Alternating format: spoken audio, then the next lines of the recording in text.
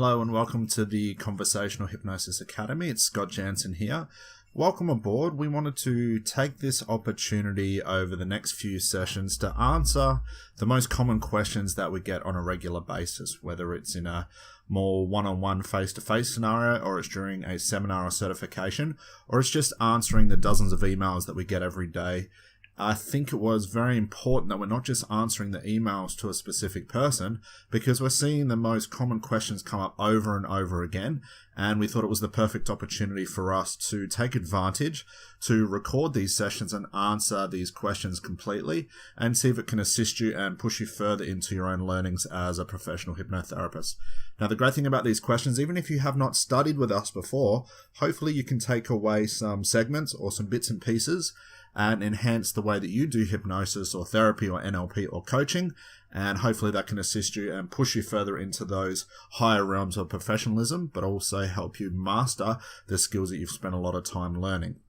So in regards to the questions themselves, we will keep them private. We won't be revealing who actually wrote us these questions, but we tend to pick out the most common questions that we see over and over, and hopefully we can answer them to the extent that our students need them. So the first question we've broken down, because it was these come in quite long emails, so we've picked out the questions that are most important. The first one is, why do we clear the mind before we start therapy? And I think this is a very important question, because I can actually remember answering this question when I was up and coming and learning from my mentors. The best way we can explain this is through a metaphor. If you can imagine the mind is like a dirty glass of water. Now, let's say you wanted to fill up this glass with fresh water so you could drink out of it. There's two ways you can do it. You can put the glass directly under the tap, turn the tap on, and the overspill will start to clean the glass out, and then it's got room for that clean, crystal clear water. But what's left? You can expect the dirt, the grime, and all the impurities to stick to the glass. So if we look at the mind as this dirty cup of water, if a client is coming in with a problem, or even for yourself who has problems and challenges, if you do not clear away the excess garbage that's stuck to the side of the glass, all you are doing is mixing in clean water with a dirty surface. So what do you think is going to happen? Well, the clean water is going to wash those impurities off the side of the glass, and you're still left with dirty water. So what we do as hypnotists is we clean out the glass. We pour the impurities out, we wash the glass completely, and then we can fill it up with fresh water. And if you look at fresh water in this analogy as being the resources a client needs to overcome their problem, that analogy should make a lot of sense. If we just continually add clear water on top of dirty water, it would just mix in. And this comes down to take the analogy away, takes away the idea of giving our clients stuff to do, or telling them or giving them advice about how they should overcome their problem. If we do not clear this, we're adding steps, we're adding resources on top of the garbage that's already sitting inside their head. So again, we clear that glass out, we clear the mind out, we get rid of the clutter, we get rid of the doubt, we get rid of the cynicism and the skepticism, and we have a fresh mind to work with. We have a completely clean glass that we can fill it with as clearer water as possible, or in this case, the best resources for this client. So hopefully that answers that question completely. The next question we have is, what is the best style of therapy for a smoking client?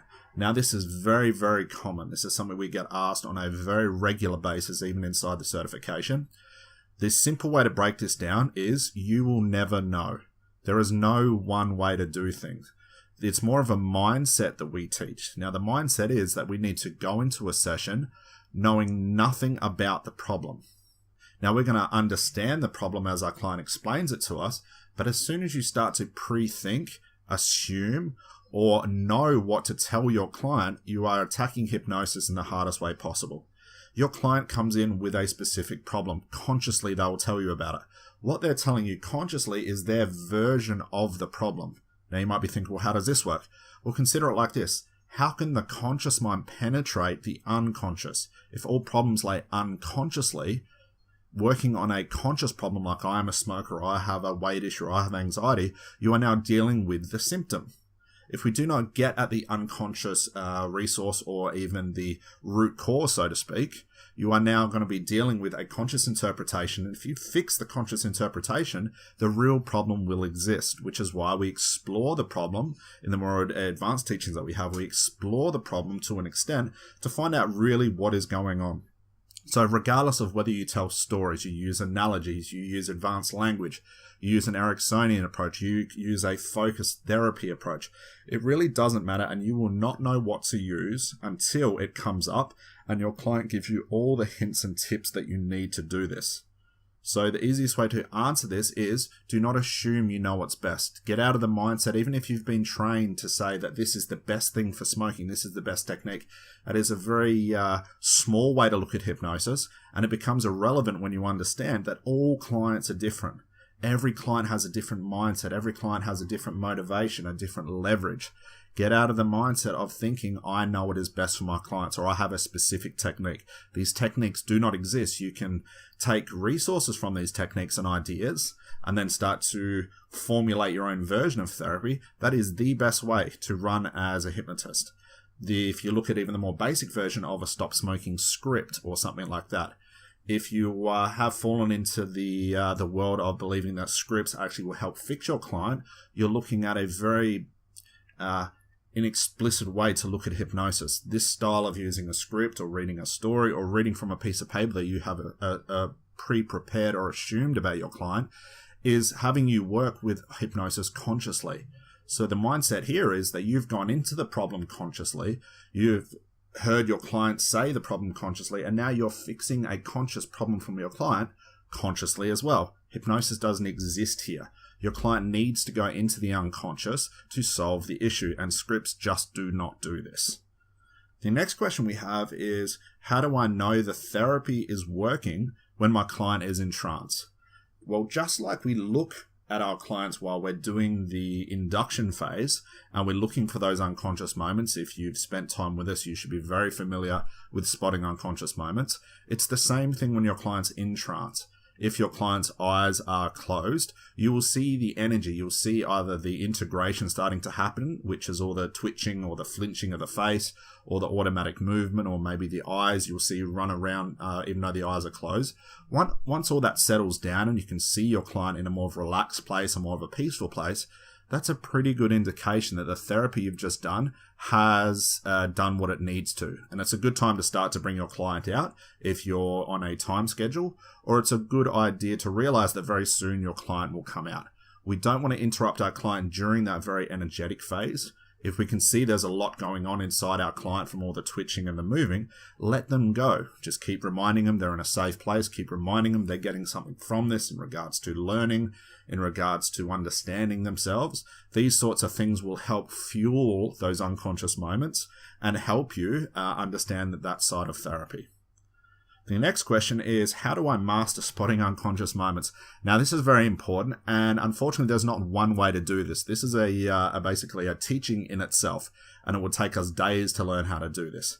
One of the easiest tips I can give you, and something that took me a long time to wrap my mind around, is watch your client. Spend a lot of time watching for those unconscious moments. Spend a lot of time viewing them. And then in your mind, you can almost think to yourself, wow, if I see that unconscious moment again, what am I going to do? How will I utilize it? How would I be creative? And it's not a bad idea just to role play these things in your head. Role play that you're sitting in front of a client and you can see their eyes starting to blink a lot. Think to yourself, well, what could I do at this point? Would this be a good time to continue the induction? Is it a good time to tell a story? Is it a good time to put my client's attention on it? The more you can start to use this side of your own unconscious, which is seeing these unconscious moments that you weren't aware of before, the better you'll become at spotting unconscious moments. Now, on the more advanced side, there is specific things you can do that are better at certain times, but we would need a couple of days just to go through that, and time is very limited at this point. The spotting unconscious moments seems like a very advanced method, and it can be, but don't overcomplicate it. Remember the basics. If a client is having an unconscious moment, they are entering into trance. Your best bet is to utilize it in the most creative way you can. The next question we have is, what do I need to do before I send my client home? And this is a great question. Now, think of this as more as looking after your client and being very ethical and professional. If your client comes out of trance, they're going to be entering what's called a small trance phase or an afterglow. Just imagine yourself when you wake up in the morning, you spend maybe 5 or 10 minutes where everything's still relaxed. You can't quite think properly. Your problem-solving skills are a little bit slower than they normally would, and it takes you a while to function. On the brighter side, this is when people start thinking, well, I need a coffee, I need to wake up and get some caffeine, and that's exactly right. So this afterglow effect of your client coming out, don't send them home straight away, especially if they're in a face-to-face scenario. If you're over Skype and they're at that house, just tell them to relax for the next couple of minutes, or just sit on the couch and watch some TV or lay on the bed. Just do something that doesn't involve a lot of thinking. Same thing when your clients are face-to-face. This is a great opportunity to have a casual chat with them. For those familiar with, should be familiar with the demarcation. And the demarcation is just to ask them a question that involves a small conscious thinking, like, do you have the time? Or did you hear the trucks going by as we were doing the trance therapy? Did you hear me cough during the session? Just something that requires maybe a yes or no. Nothing too extravagant like a mathematical problem or a scientific problem. Nothing where they really have to think. Because if they're still in that afterglow and we get them thinking about something, all it's going to take is a deeper level of thinking and they're going to be back into trance. So make sure your client's completely awake.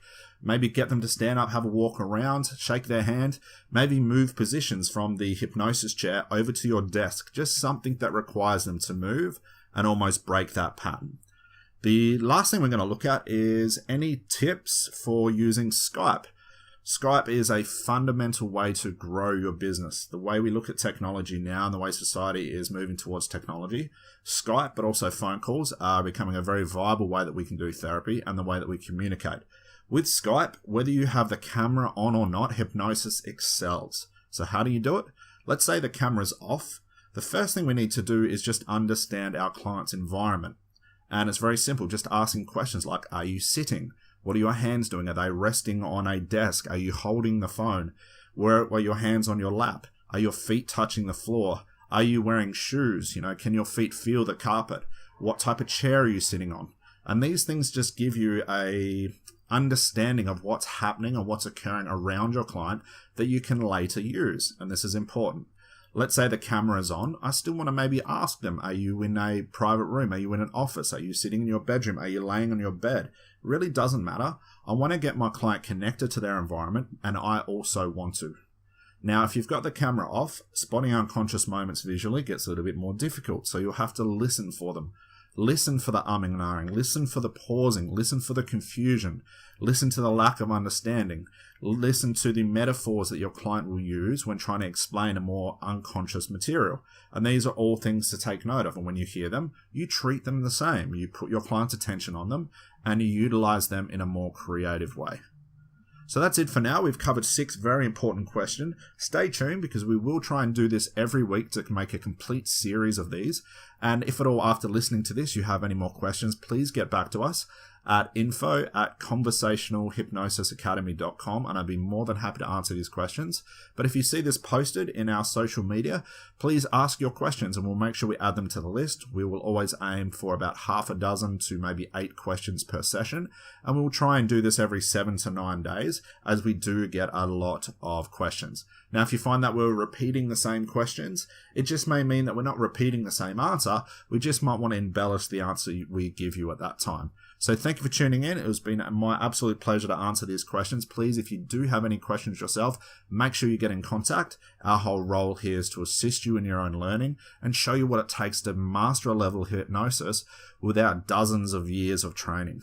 Okay, so until next time, that is all for now. It's been my absolute pleasure. We will see you next time. Bye-bye.